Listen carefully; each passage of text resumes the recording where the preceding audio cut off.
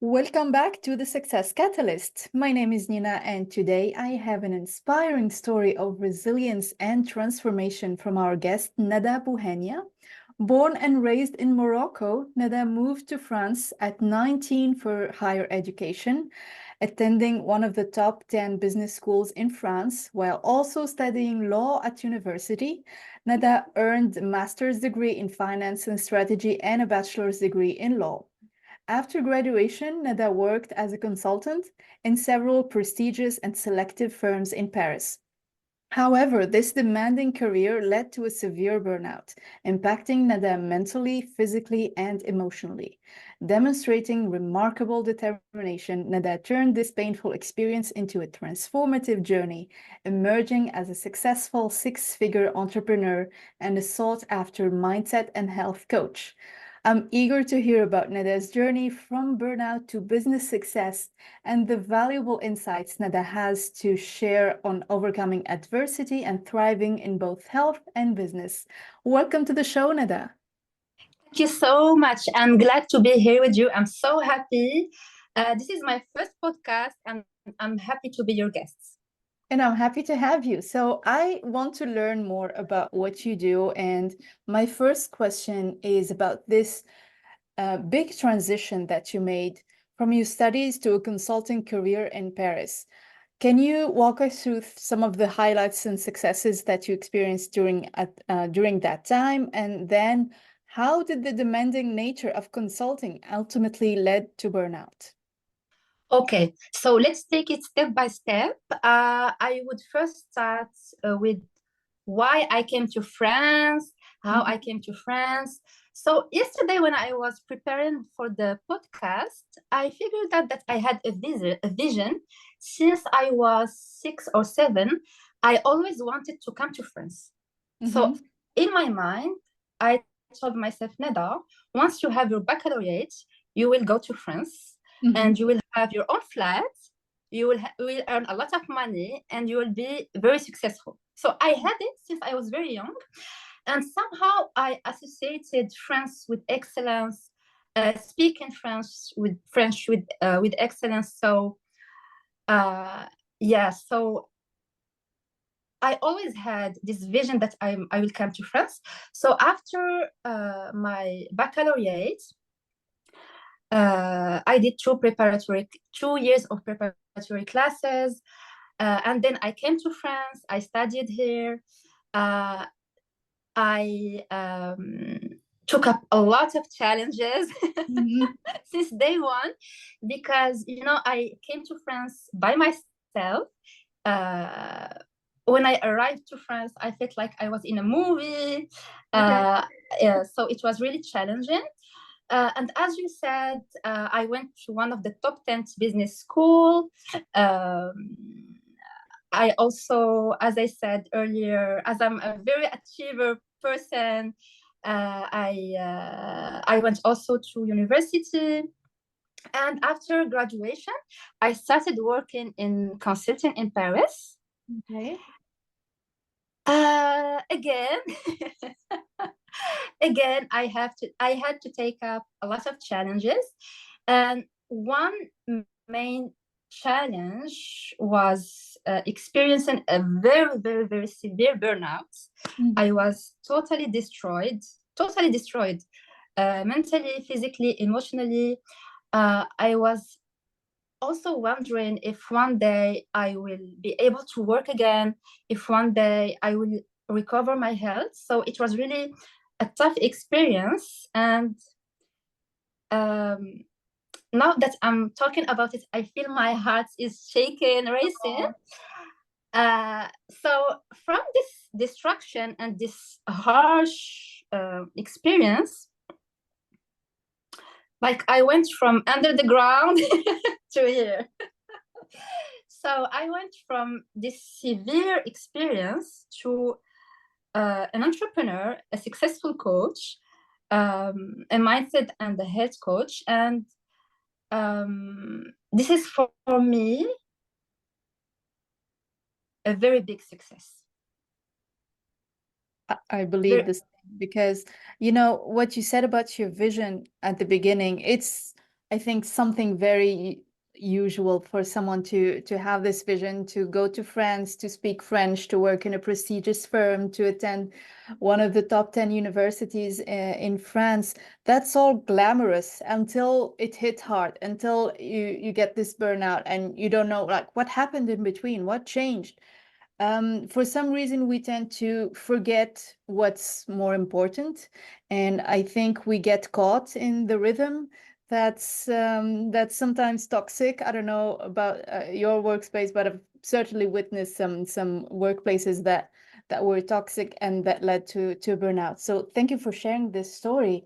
And now what I want to know is, I mean, burnout can be incredibly debilitating, could be really Yes. uh, yeah, very severe as an experience, so I can totally imagine. But what steps did you take to overcome this experience, both mentally and physically? Okay, so just to make it clear, when I experienced burnout, I was on a sick leave Hmm. for 2 years and a half. Oh my God, okay. So it was really, really hard. So during this sick leave, so this sick leave was for me the best thing that ever happened to me. Because I took time to like analyze what happened, and I took time to see what's important for me and how I want to live my life after. Mm-hmm. And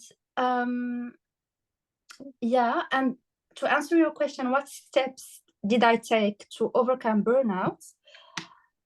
First, I am a very, very spiritual and religious person. So I relied a lot on religion to overcome burnout. So I was reading Quran a lot, doing my dhikrs, going to the mosque when I could. So yeah, my faith, my spirituality, my relationship with God helped me a lot with overcoming burnouts. Also, I'm a person who likes a lot the contact with nature. So Okay. so I spent a lot of time walking in forests, Mhm. by the beach. I used to walk, I think, at least 2 hours per day, and this Oh. helped me a lot to overcome my burnout. Yeah, I also was doing meditation, breath work every day. I also took care of what I was eating. I was eating really biological stuff. I was eating at certain times. I'm not eating all the day. I was also being like coach. I had a coach. I Mhm. had a coach who she had experienced burnout herself. So she Okay. helped me a lot. I had a coach. I had a psychologist. I had a team working with me, a coach, psychologist, psychiatrist. Psychiatrist, I went to see him once, and I had my physician. So Mhm. all this team was working with me, and I was also, on social media, I was following a lot of coaches.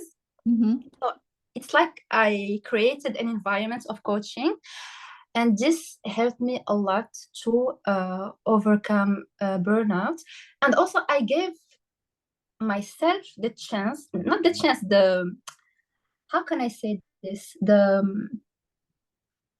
authorization, the possibility to not do anything, just to take care of myself, not work. And this is very hard for a high achiever person. So I told myself, okay, Nada, if you don't take time to relax, Mhm. to like recover your health, recharge your batteries, you won't be able to work again. So I made this decision to take as much time as needed to recover my health and my well-being.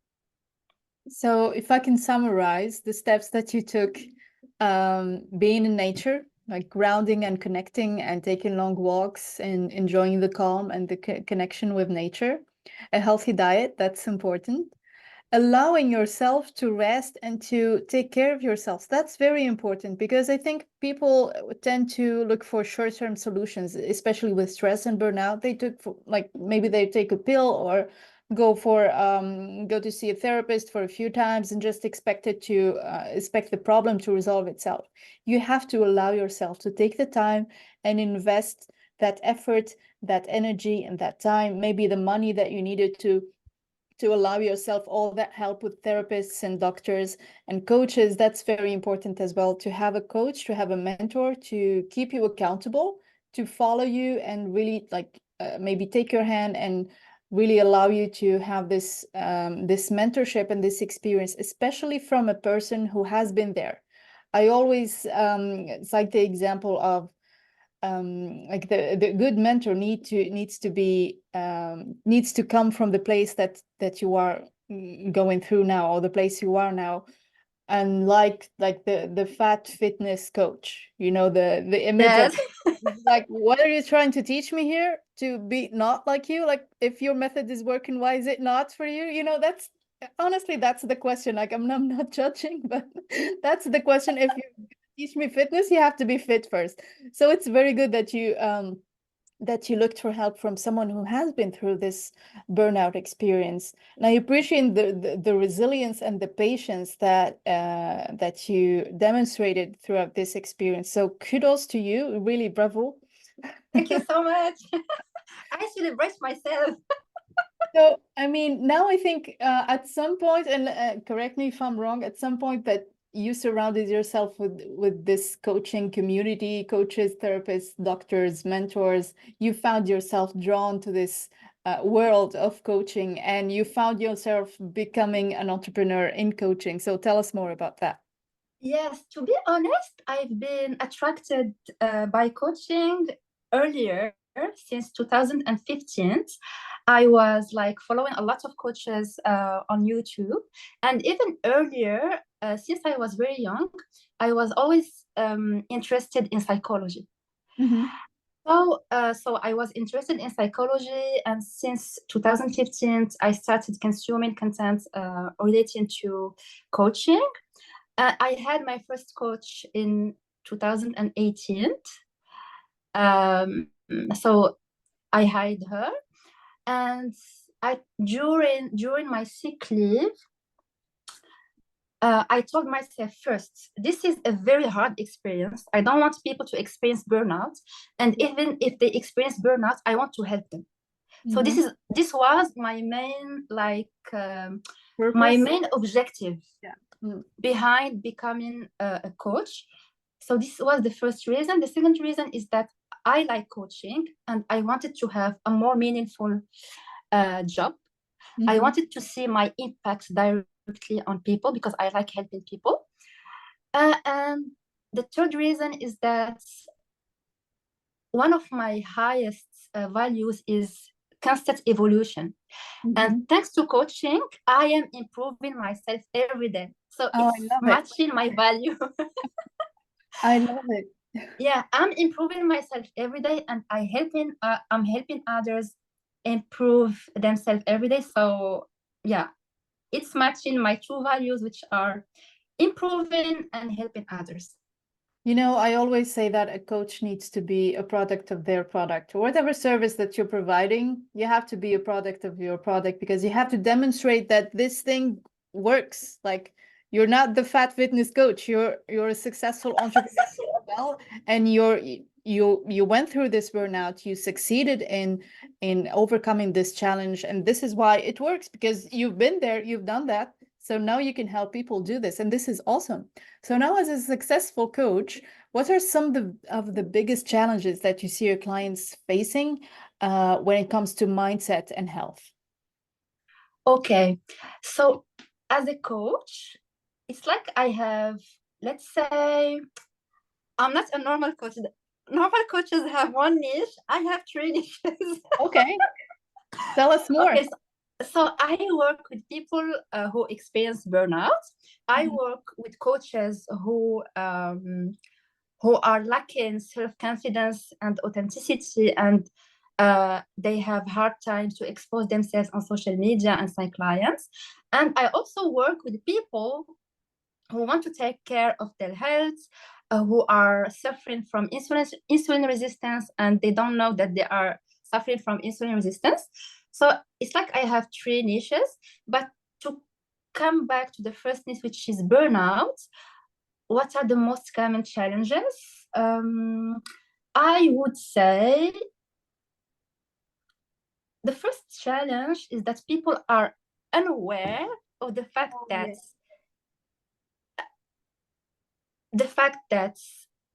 their inner world is creating their external world, and that they are unconscious and unaware that their thoughts create their emotions, emotion creates action, and actions create the results. So they don't know that they have control over their thoughts, emotions, actions, and results. So this is the first challenge. For people with burnout, one of the biggest challenges is that they live in their mind, in their brain, and they are cut from their body. They don't feel their emotions. They are not even aware of their emotions. Also, one challenge that could be mentioned is that people who generally experience burnout are people who are running after something. They are linking their value to their achievements, and not linking their value to just being there, being the highest creation of God. Interesting, because we've learned that it's important to set up goals and it's important to be ambitious. But I guess what you're saying is be aware of the difference between setting up a good goal and really being in the journey, enjoying and having fun during that goal achievement journey, and just not be like I have the image in my mind of what is it called? Like the donkey with the carrot like in front of him, and he's just he keeps running towards the carrot, and the carrot is running with him because there's no reason. Yeah, it's just not achievable, and eventually losing touch with reality, losing this fun experience that is life, that is this journey of goal achievement, because goal achievement is not a chore. It needs to be enjoyed. I love that. Yes, and just before our podcast, I had a coaching session with my coach, and she told me you can achieve the same goal from different energies. You can achieve it from a place of insecurity, or you can achieve it from a place of fun, playfulness, seriousness. You can achieve the same thing differently. I love that. And we have the power to choose whatever role or whatever attitude we can have towards our goals. Yes. Yes. So this is to answer your question for burnout, for people with burnout. For coaches who lack confidence, authenticity, what I see as very common problem is this perfectionism, this insecurity, this fear of being judged, fear of being criticized, fear of being rejected, which is creating a lot of noise in their mind, and which is preventing them from taking actions, being in actions, from creating more. So this is what I see for coaches. And for the other niche, which is insulin resistance, I think the biggest challenge is that insulin resistance is a big health issue, and people are not even aware of it. Okay. Insulin resistance is really the root cause of many diseases like obesity, PCOS for women, prediabetes, diabetes, high blood pressure. But people are not even aware that there is insulin resistance. And I find this very heartbreaking. Yeah. So I help people gain awareness about insulin resistance, I have a product which is called Feel Great that I use in my coaching, and I coach them to adopt a healthy lifestyle. So this is about my third niche. Okay, well, tell us more about your product. Okay, my product is okay, what's the main objective for my product? My product is here to inverse insulin resistance. Mm-hmm. Okay, when this product inverses insulin resistance, your body, it's like the body recovers its balance, Okay. and it's flexible it's in French we call it metabolic flexibility. It means that your body can use two sources of energy, fat or carbs. Mm-hmm. When you are insulin resistant, your body uses only carbs, and Okay. this is what causes all these health issues. And with my product, which is the Feel Great system, which is very easy to use, there are lots of scientific researches on this product. It helps you adopt a healthy lifestyle. Okay. Is it like a supplement? Yes, I have it like All right. Okay. supplement. Perfect. It's All a right. supplement. It's nature-based. It's safe. There are no side effects, and it will really, really, really change your life, because it changed my life. I'm using this product since February, and I really experienced a shift in my health. Mm-hmm. I was myself suffering from insulin resistance, so it helped me lose weight. It helped me get rid of acne, better my sleep disorders. Okay. What's better? Resolve resolve my sleep disorders. And honestly, I really recommend this product to people who are experiencing burnout, Mm-hmm. because it will like accelerate the recovery. Well, that's great.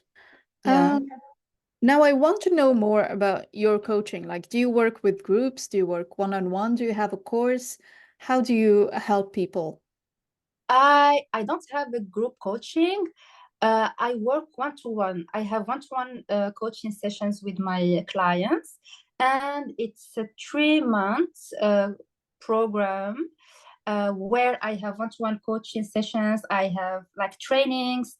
I have celebration calls. I Okay. have exercise calls, and I follow up with my clients between sessions. Well, that's wonderful. And if you can share an piece of advice that you usually offer your clients and that you see results from that advice if they follow them, what would that be? I want to say, if you hold it in your head, you can hold it in your hand. I love that saying. You know, I love that saying. If you can see And it in your head, you can hold it in your hand. I love that saying.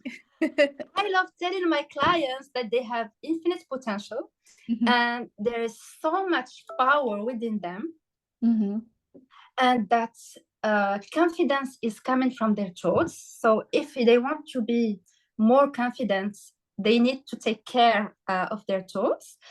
And the advice that I give my clients is that they need to set up a daily routine mhm. where they practice gratitude, Okay. celebration, connection with their goal, Mhm. um, meditation, visualization. I tell them, at least when they don't want to do anything, at least dedicate 10 minutes per day for working on yourself. Mhm. That's important. Yes. Okay. So I have a lot of advices to give. You know, I can add something because most people would say I don't have the time to take care of myself, which is nonsense because everyone gets 24 hours a day and we end up losing at least 3 to 4 hours. Statistically, that's the amount of time we lose doing nothing. Like we have no recollection what was I doing between, I don't know, 7 p.m. and 10 p.m., for example, every night. which is just wasting time. So what I would advise people to do is to schedule self-care as a part of your calendar. I know most people now live inside our Google calendars, whatever it is, to schedule our day. So schedule it. Self-care for 30 minutes. I'm going to do something for my body, for my soul. I'm going to meditate. Maybe I'm going to have 30 minutes more of sleep. Could be anything, but schedule it. Make it a part of your routine, making it a part of your schedule, because it's a long-term investment, whether it is your goal, your health, your relationship, whatever it is that you're working towards or working to achieve. You have to make the investment, and the first investment is time and energy. I can add that. Yes, yes. Commit to your success. Yes, yes. You know what they say, when we're interested, we find ways, but when we are how do we say it? Sorry. When we're just interested, we find excuses not to do that. But when we are committed, we find a way. So be committed, because there will be lots of excuses every day not to do the thing, not to do the meditation because, or no, there's noise, or not to do the visualization because you don't feel like it, or not to do the work, or look for clients, or whatever it is that you need for your business or for your goal to achieve. There must be a reason not to do it. Your paradigm, your mind will come up with excuses not to do the thing, but your commitment will be fighting against that, and you will not be motivated every day. I guess, like following a diet or taking supplements or following this new healthy lifestyle that you suggest to your clients, it's not always about motivation. You don't wake up every day motivated to do it, right? Yes. Yeah. That's why it's very important to commit and to Yes. have a very strong why. Why are you doing this? Yeah. And maybe even write it down somewhere visible. Like write your why. I would advise that. Some people would say to put your goal, like stick it on a mirror or somewhere you can see it, definitely see it every day. And I really agree, because we are so distracted by everything around us. Like I have my goal as like a wallpaper, a background for my phone. So I have to see it every day. I know I'm on my phone every single second. So I have to see it. There's no escape. My goal is there, reminding me, you're not there yet, maybe. But yeah, keep going. It's there. It's in my mind. Yes, yes, yes, yes. And you will achieve it, Nina. Absolutely. Yeah, that's the second biggest ingredient to success, that is belief. You have to believe it, because if you don't believe that you can achieve whatever you want, and you think it's, I don't know, too good for you, too big, too scary, too far, how are you going to make it? Like you will not be waking up tomorrow with everything working to your favor and everything already done. You have to do the work, and for you to do the work, you have to believe that you're able to. You cannot take Mm, like a big leap, a big jump in life, or even literally, if you don't believe that you can jump, right? So belief is yes, maybe the most important ingredient to success. yes. Make the decision, Mhm. show up for yourself, don't quit, and enjoy your results. I love that. Thank you so much, Nida. You're So welcome. now I want to know about your next steps. Like, is there anything specific you're working on or hoping to achieve in the coming years? Yes. You know, as I told you about insulin resistance and feel great system, now I'm fully, not fully, 80% Okay. focused on this project because I really believe in the potential of this project. So I have my own franchise Mhm. and I'm currently hiring other distributors. So I'm building my team. And my vision is to build a very international team Okay. and to be able to operate in many countries and to be able to help people from a health perspective and a financial perspective. So my vision is to grow, help my team grow, and help customers and potential distributors grow with us. Well, that's wonderful. I love that objective, because you're helping others grow as well. You're not growing alone. And one thing I notice about people that are ambitious or that have big goals is that there is some small fear of getting to the top and feeling alone. Like like everybody's still at the bottom and you're okay, you've made it, but now you're by yourself. And my response to that is bring everybody to the top with you. And that's Yes. it's just as amazing as an experience, you know? Yes. Nina, how can you say this in English? القمة تتسع للجميع. I don't know. Ah, Oh yeah. There's room for everybody at the top. Yeah. yes, perfect. Perfect Yeah. translation. Okay. Took me a while to compile that. Yeah. Being trilingual is a challenge sometimes.